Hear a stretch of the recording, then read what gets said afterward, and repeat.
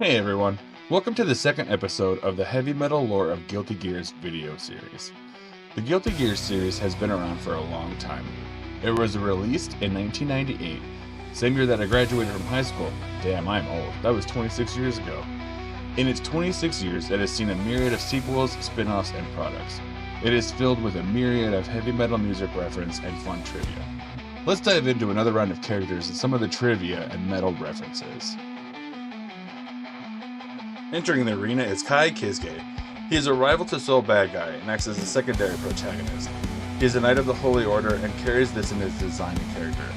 Wielding a sword Thunder Seal and lightning, he embodies justice. He was originally Russian, but the developers changed it to French, and you can see this in his design. He gets his name from a combination of Michael Kisuke and Kai Hansen, who are both fellow Halloween members. His Overdrive Ride the Lightning is a reference to one of the best Metallica albums of the same name.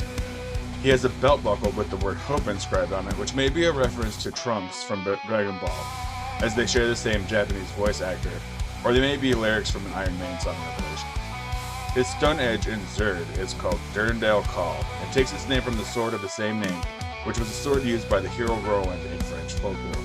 That French knight vibe reminds me of Charlotte from the Samurai Showdown series, who was also a French knight. The term voltage divider and voltage spike refer to electrical engineering and current technology used when discussing sound setups for rock bands. Very fitting for this lightning night. Speaking of knights, let's talk about Leo Whitefang. He is a major character in the Guilty Gear universe. He is one of the three kings of the United Kingdoms of Valyria. He has a very Attack on Titan look to him in my opinion. In one of his respect poses, Leo puts his hand over his heart in a similar manner to the Survey Corps salute in Attack on Titan. I am curious if he takes some of his design from Attack on Titans, or if he influenced Titans, because you see a similarity between the two. His surname Whitefang is also a nickname given to Conrad Carpenter, bass player of the black metal band Zod. When hit by Faust's bone-crushing excitement, he can exclaim Obscura and Edguy, both of which are German metal bands.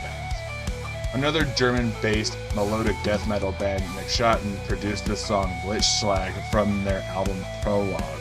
Wow, that was a mouthful. German-based death metal band Debauchery did a song called Storm of Iron in their album Back at Blood.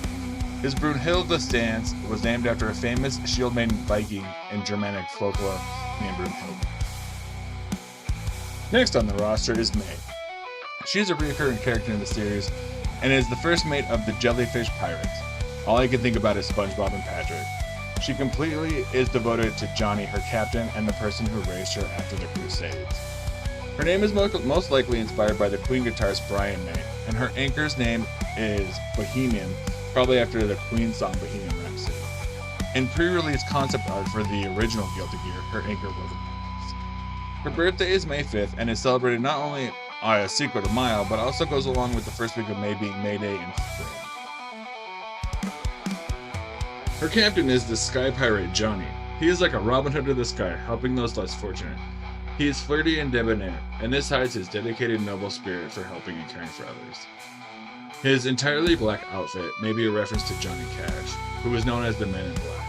I imagine this is also where he gets his name. His character design may also be an allusion to Batman and Zorro. Men all dressed in black, helping others, both of whom were orphans, and have a habit of adopting other orphans. His Overdrive That's My Name, in which he etches a flaming J on his opponents, is a reference to Zorro, who always marked a Z on defeated opponents. I loved Zorro as a kid, and I would pretend to be him marking Z's all over me. His theme, Liquor Bar and Drunkard, share a similar rep to Jimi Hendrix's Foxy Lady. Jimi Hendrix's birth name was also John.